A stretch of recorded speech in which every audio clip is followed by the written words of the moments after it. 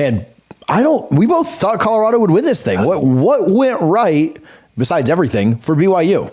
I predicted, I was shocked. I was truly shocked by this football game because the nature of which BYU won it. I thought there toward the end, okay, I'm going to kind of lean BYU, give them the edge because their run defense and their run game and the lack of run defense for Colorado. Little did I know, BYU was playing with its food.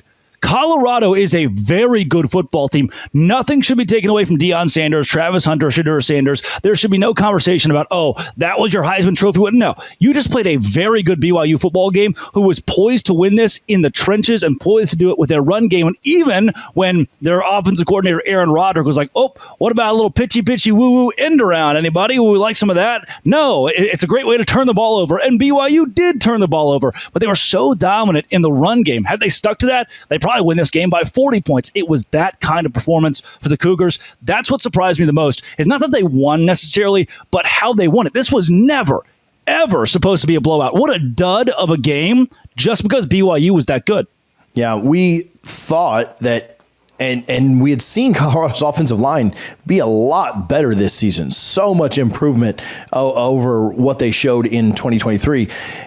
BYU's defense never let Shedeur be comfortable. They never let the run game get going, and it looked like the Colorado offensive line from 2023. That defense, you mentioned the way that they played offensively. Obviously, their special teams was great too, but their defense just, if you're going to beat Colorado, you got to limit their best weapons, which are on offense, and they absolutely did that. I'm not sure if I've seen Colorado play scared this season until that game. You look at the Kansas game, they got down by so much. They were trying to play comeback, and against Nebraska, it felt like their entire season could have been derailed. And a ton of credit to Deion Sanders for keeping the team together following that Nebraska loss and putting them in this position. But they looked, for the first time to me, scared against BYU. You could see it on that one specific play where they're at the 7-yard line in BYU territory, about to go score. They can make this game competitive once again. And then Shedeur gets sacked. Not only does he get sacked, he starts running backwards and loses 20 yards. I mean, if you look at the box score of the game, if you didn't watch the game and just went to the box score,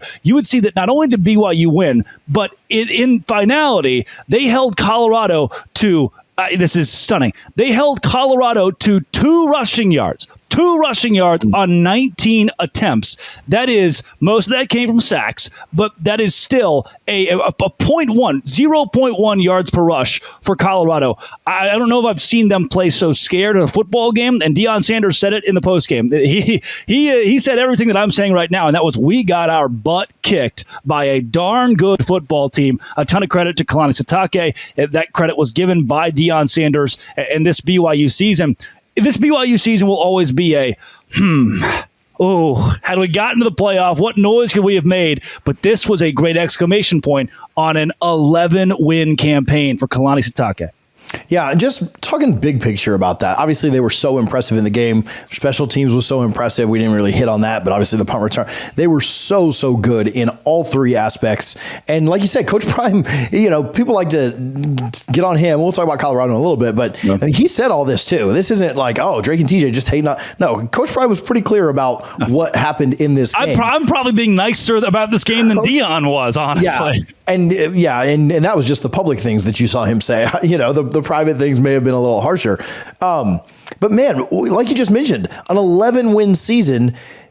This is unthinkable. Like, nobody expected this out of BYU. I don't even know if people inside the program. You're always gonna, we're gonna win every game. Yeah, you're always gonna have that confidence, right? That fake confidence, and fake it till you make it. Nobody expected this. How did this turnaround happen?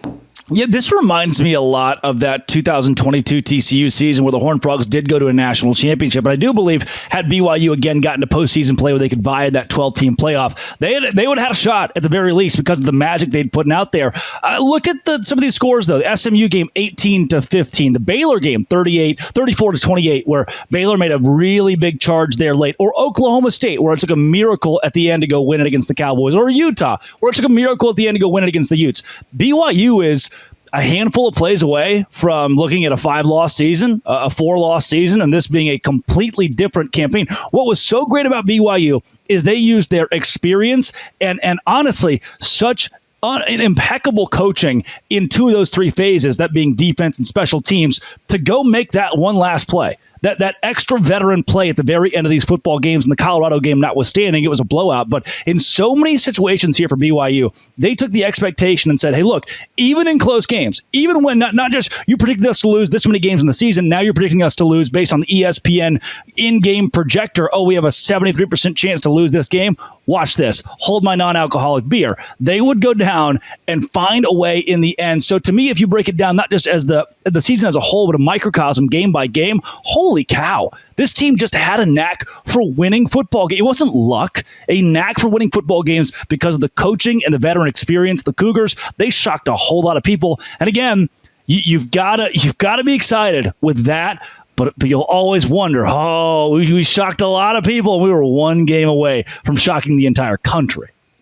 Yeah, it felt like they found ways to win, whether it was that SMU game with defense, whether it was a different game with a ton of points and offense or a comeback. And Saturday night felt like, hey, let's just go out and put it all together against maybe the most talented team we've played all year. Let's not play just one side of the ball. Let's play all three and show what we really could have been. It did feel like this game, not personal by any means, but just hey, we're going to go out and show you that we can put a complete effort together. And they had the time off to do that. They had the rest. They had okay, let's refocus. Obviously a game later in the bowl season. And to me, that's what it was. They put it all together. What does this mean for them? One game does not a program make or miss, but what does their future look like there? What we've talked about the portal and stuff in other videos, but where are they from a going forward standpoint? Yeah, BYU is one of the deadliest teams in the Big 12 moving forward, and part of that is because the athletic department has committed. My ring light can't commit to staying on, but the athletic department at BYU can commit to winning, and that's something that's new. Saying that's weird. Now, I'm going to back up now on my soapbox here. BYU fans are going to hear that and go, "Whoa, what are you talking about? We've always wanted to win." Yeah, BYU's done it with 3 stars. They've said, "All right, let's go to Orem, let's go to Park City, let's go find that 3-star kid, let's go to Lehigh. We're going to turn him into a 5-star young man who goes on his mission, comes back and wins us football games. We go 8-4. Now BYU saying, oh shoot, let's go find a 4-star or a 5-star, pony up the NIL. You saw it in basketball. Basketball put a lot of pressure on football to be this new branded BYU, and with that, they're going to grab more talent out of the portal, more talent out of the high school ranks, still develop those kids at the rate they've done for those 3 stars, and compete in the Big 12 moving forward. TJ, this is the flagship university of one of the fastest growing faiths in the entire world. The pockets are deep. The support is deep. The support is worldwide as well. BYU is in as good a spot as anybody, whereas a Cincinnati, that's got to be blue collar. BYU's been blue collar for a long time. Cincinnati has to stay blue collar because they've got pro teams in town. They don't really have, it's kind of that recruiting area is decent, but you're competing with Ohio State. For BYU, you don't have to say blue collar. You've got the money, you've got the donors, you've got the ability to go nationwide for recruiting and nationwide support for your support base. A lot of Big 12 teams don't have that luxury. The fact that BYU does, buckle up. This era of BYU athletics will be the greatest that we've ever seen.